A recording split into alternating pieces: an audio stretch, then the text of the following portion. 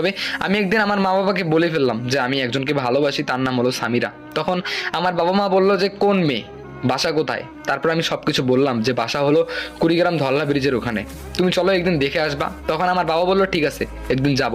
তারপর আমি সামিরাকে ফোন করে বললাম শোনো আমার বাবা কিন্তু তোমার বাসায় যাচ্ছে। তখন সামিরা আমাকে বললো কি বললা তুমি? আমি বললাম যে হ্যাঁ আমি আমার বাবা মাকে বলেছি, বাবা মা তোমার বাসায় যাইতে চাইছে তোমাকে দেখার জন্য। তখন সামিরা কেন যেন কোনো কথা বলতেছে না। আমি বললাম কি হলো? তখন সামিরা চুপ হয়ে আছে। আমি বললাম যে হ্যালো কথা বলো। তখন সামিরা বললো যে তুমি এটা কেন করলে? আমি বললাম কেন করলাম মানে, আমি তোমাকে ভালোবাসি, তোমাকে বিয়ে করতে চাই, আর এটা এটা বলবো না তো কি করবো? বাবা মাকে বলি, বাবা মা যদি রাজি থাকে তাহলে তো আর কোনো বাধাই থাকলো না, তাই না? তখন সামিরা বললো আসলে তোমাকে কিছু কথা বলার আছে আমার। আমি বললাম মানে তোমার ভয়েসটা এমন লাগতেছে কেন, কি কথা বলবো তুমি আমাকে? তখন সামিরা বললো তুমি আমার সঙ্গে একবার দেখা করো কালকে। আমি বললাম কালকেই দেখা করবো? আচ্ছা পরশুদিন দেখা করলে হয় না?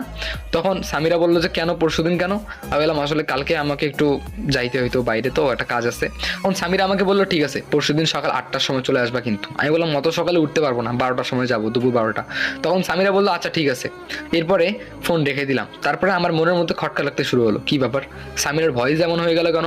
বুঝলাম না ব্যাপারটা, এত বছর রিলেশন হয়ে গেল কোনোদিন তো এরকম ভয়েস পাইনি ওর, এরকম লাগতেছে কেন? তারপরে 2 দিন চলে গেল। 2 দিন পর 12টার সময় আমি দেখা করতে গেলাম সামিরার সঙ্গে। সামিরার সঙ্গে দেখা করা মাত্রই সামিরা কেন যেন মনমরা হয়ে আছে। আমি বললাম কি হলো সামিরা?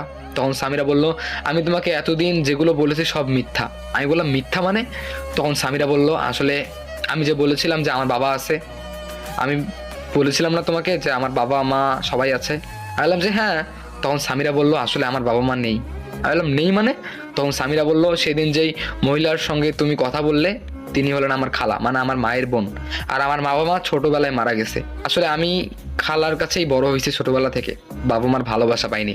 আর তুমি তোমার বাবাকে এত তাড়াতাড়ি বলে ফেললা, তোমার বাবা মানবে না, আমরা গরিব আর আমার বাবা মা নেই, তোমার বাবা মা কখনোই মানবে না, তোমরা একটু বড় লোক।